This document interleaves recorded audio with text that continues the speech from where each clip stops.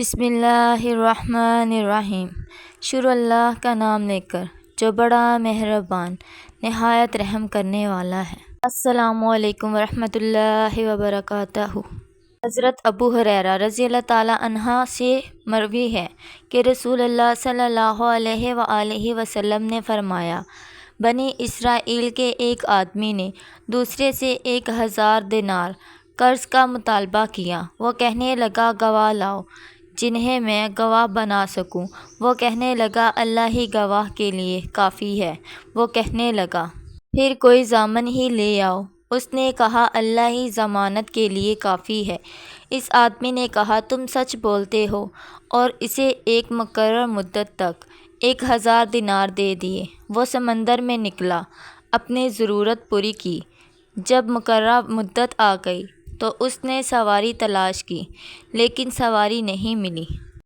اس نے ایک لکڑی لی، اسے کھرچ کر اس میں سوراخ کیا اور 1000 دینار اس میں رکھ دیے اور اس کے مالک کی طرف ایک خط رکھ دیا۔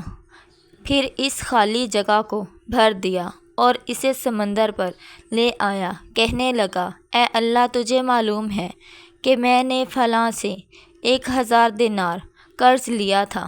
اس نے مجھ سے گواہوں اور ضمان کا مطالبہ کیا تھا، تو میں نے کہا تھا کہ اللہ ہی ضمانت کے لیے کافی ہے۔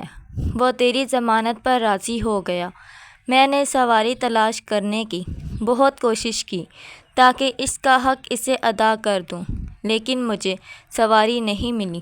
میں اسے تیرے امان میں دیتا ہوں۔ پھر اس لکڑی کو سمندر میں پھینک دیا۔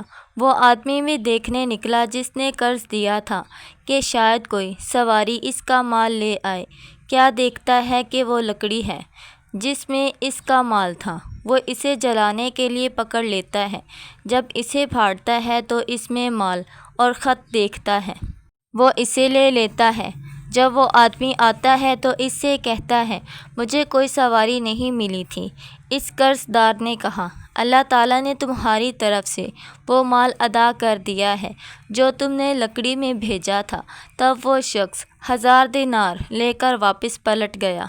عبداللہ بن مسعود رضی اللہ تعالیٰ عنہ سے مروی ہے کہ رسول اللہ صلی اللہ علیہ وآلہ وسلم نے فرمایا، اللہ تعالیٰ کو سب سے محبوب کلام یہ ہے کہ بندہ کہے، اے اللہ، تو پاک ہے، اپنی تعریف کے ساتھ تیرا نام بابرکت ہے، تیری شان بلند ہے، اور تیرے علاوہ کوئی سچا معبود نہیں۔